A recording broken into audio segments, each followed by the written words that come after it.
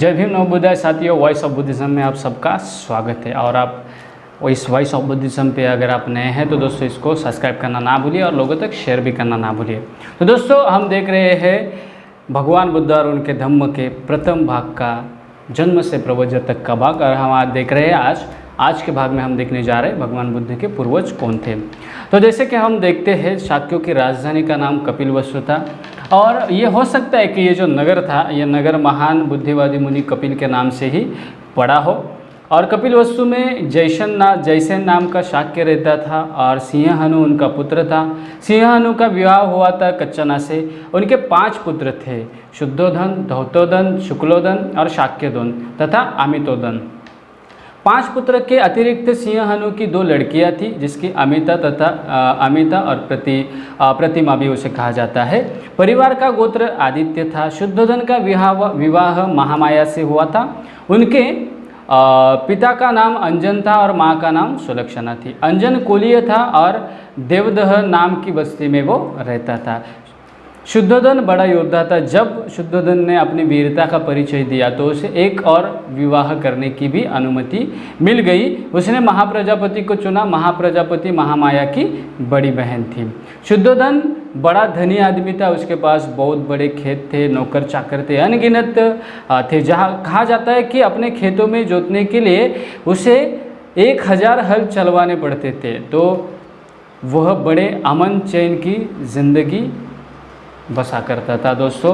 तो उसके कई महल हुआ करते थे। ये बहुत बड़ी जानकारी हमें मिलती है कि शाक्यों के टाइम में, शाक्यों के गण संघ में सिद्धार्थ बुद्ध के पिता उस समय किस ऊंचाई पर थे, इसकी जानकारी हमें इसमें मिलती है। तो दोस्तों ये जब पूर्वज कौन थे इसकी जानकारी हम लेते हैं तो दोस्तों इसमें हमें पता चलता है कि जो कपिलवस्तु नगरी थी, तो इस कपिलवस्तु नगरी में हमें ये जानकारी मिलती है कि उस समय कपिलवस्तु में जयसेन नाम का शाक्य हुआ करता था। और दोस्तों हमें कहीं पे भी ये नज़र में नहीं आता है कि वो किसी सनातन धर्म से रिलेटेड या किसी हिंदू धर्म या किसी और धर्म से रिलेटेड यहाँ पे कोई धर्म नज़र नहीं आता है।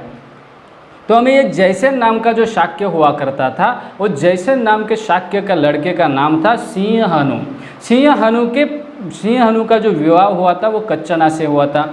और इन दोनों को 5 लड़के और 2 लड़कियाँ थी। तो 5 लड़कों में शुद्धोधन, धौतोधन, शुक्लोधन तथा शाक्यधन और अमितोधन, तो ये 4 लड़के थे। और ये 5 लड़के थे और 2 लड़कियाँ थी, उनकी अमिता और प्रतिमा।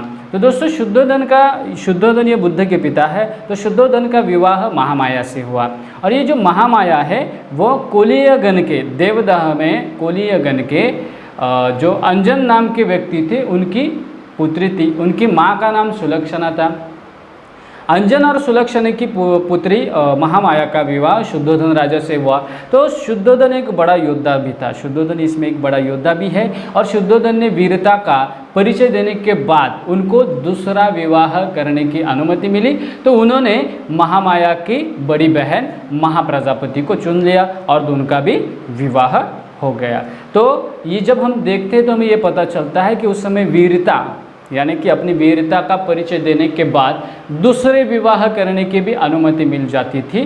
तो उस समय किसी और धर्म के बारे में या किसी और रिलीजन के बारे में हमें इसमें जानकारी नहीं मिलती है, लेकिन यहाँ पे हमें भगवान बुद्ध के पूर्वजों की जानकारी मिलती है। और उसमें यह कहा जाता है भगवान बुद्ध के पिता की आर्थिक परिस्थितियों की यहाँ पे हमें इंफॉर्मेशन मिलती है कि बड़े धनी आदमी थे और उनके पास बहुत सारे नौकर चाकर थे, कई महल थे। और दोस्तों ये कहा जाता है कि उनके हल में करीबन 1000 हल चलते थे। यानी आप सोचो उनके खेत कितने बड़े होंगे, उनकी खेती कितनी बड़ी होती है। उस समय उनको क्षत्रिय कहा गया है। तो दोस्तों इस क्षत्रिय को लोगों ने क्षत्रिय रूप से माना गया और इनको हिंदू धर्म से जोड़ने की कोशिश की है। तो दोस्तों जब हम किताब पढ़ते हैं, किताब पढ़ने के बाद हमें ये पता होना चाहिए कि जिसके खेत में 1000 हल चल सकते हैं तो वो कितना बड़ा धनी हुआ रहेगा और वो कितना बड़ा किसान है, यह हमें इसकी जानकारी मिलती है दोस्तों। तो वैसे ही बुद्ध और उनके धर्म की